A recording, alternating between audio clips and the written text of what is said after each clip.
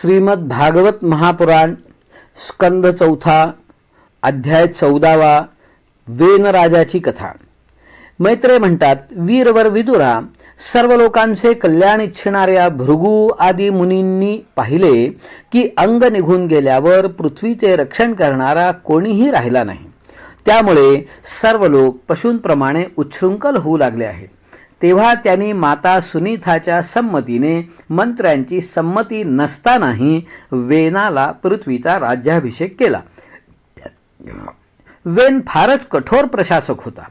चोर डाकूंनी जेव्हा ऐकले की तोच राजसिंहासनावर बसला, तेव्हा सापामुळे भ्यालेल्या उंदराप्रमाणे ते सर्वजण इकडे तिकडे जाऊन लपून राहिले। राज्य मिळाल्याबरोबर वेन 8ही लोकपालांचे सामर्थ्य मिळाल्यामुळे उन्मत्त झाला आणि अभिमानाने स्वतःलाच सर्वश्रेष्ठ समजून महापुरुषांचा अपमान करू लागला। तो ऐश्वर्यमदाने अंधळा झाला आणि रथात बसून निरंकुश हत्तीप्रमाणे पृथ्वी आणि आकाशाचा जणू थरकाप उडवीत सगळीकडे संचार करू लागला। कोणत्याही त्रैवर्णिकाने कधीही कोणत्याही प्रकारचा यज्ञ, दान आणि हवन करू नये अशी आपल्या राज्यात दवंडी पेटवून त्याने सर्व धर्मकर्मे बंद केली। दुष्ट वेनाचा असा अत्याचार पाहून मुनी एकत्र आले आणि जगावर संकट आल्याचे समजून करुणेने आपापसात म्हणू लागले, अहो, जसे दोन्ही बाजूंनी जळणाऱ्या लाकडाच्या मध्ये राहणारे जीव संकटात सापडतात, त्याचप्रमाणे यावेळी सगळी प्रजा एकीकडून राजाच्या आणि दुसरीकडून चोर डाकूंच्या अत्याचाराने मोठ्या संकटात सापडली आहे।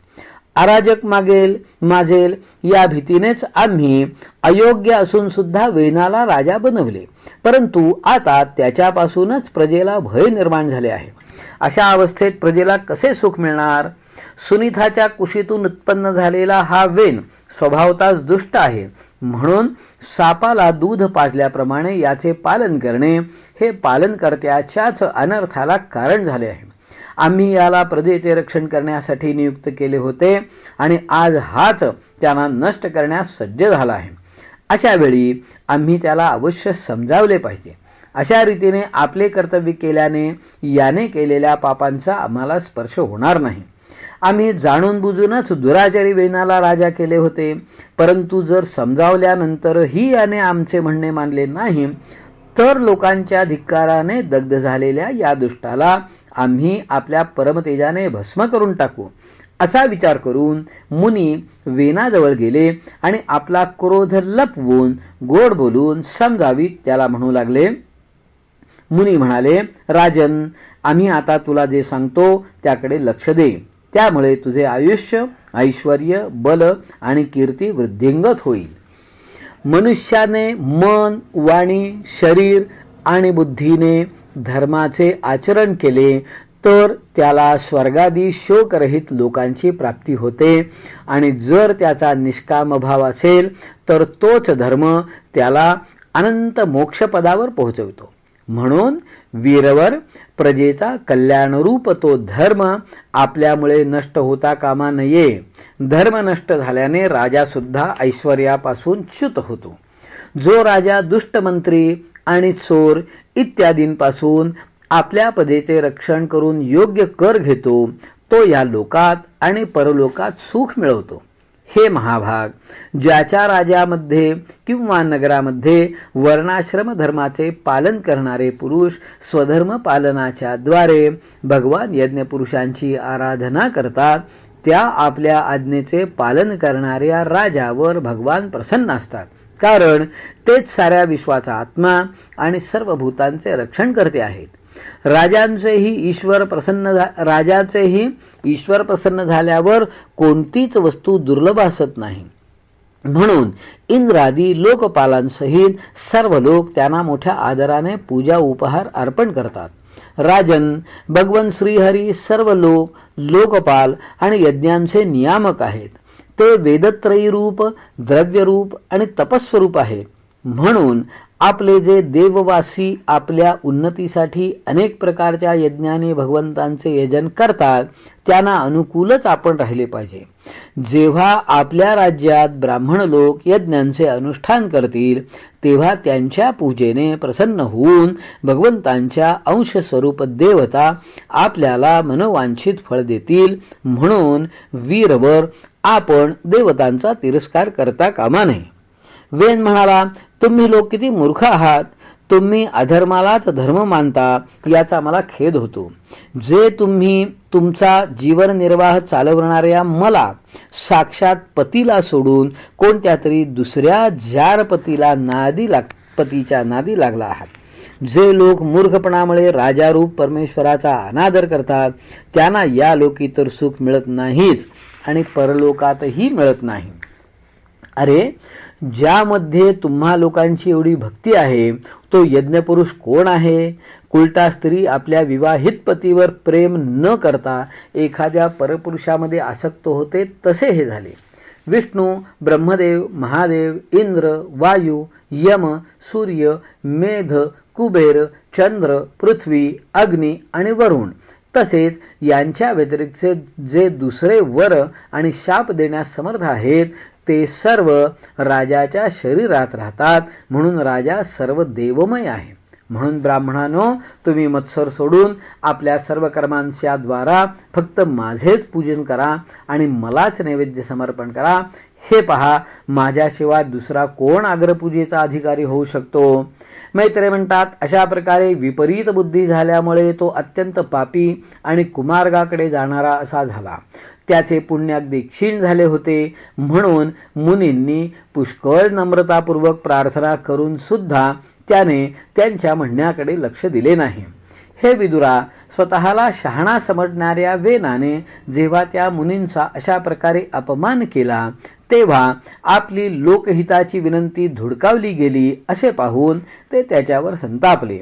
मारून टाका, दुष्ट स्वभावाच्या या नीचाला मारून टाका. हा जिवंत राहिला तर काही दिवसातच जगाचे खात्रीने भस्म करून टाकेल. हा दुराचारी कोणत्याही प्रकारे राजसिंहासनासाठी योग्य नाही, कारण हा निर्लज्ज साक्षात यज्ञपती श्री विष्णूंची निंदा करीत आहे. अहो, ज्याच्या कृपेमुळे याला हे ऐश्वर्य मिळाले आहे त्या श्रीहरीची निंदा अभागी वेनाशिवाय आणखी कोण करू शकेल? अशा प्रकारे आपला लपविलेला क्रोध प्रकट करून त्याने त्याला मारण्याचा निश्चय केला. तो तर भगवंतांची निंदा केल्या कारणाने अगोदरच मरणप्राय झाला होता. म्हणून केवळ हुंकारानेच त्याला मारले.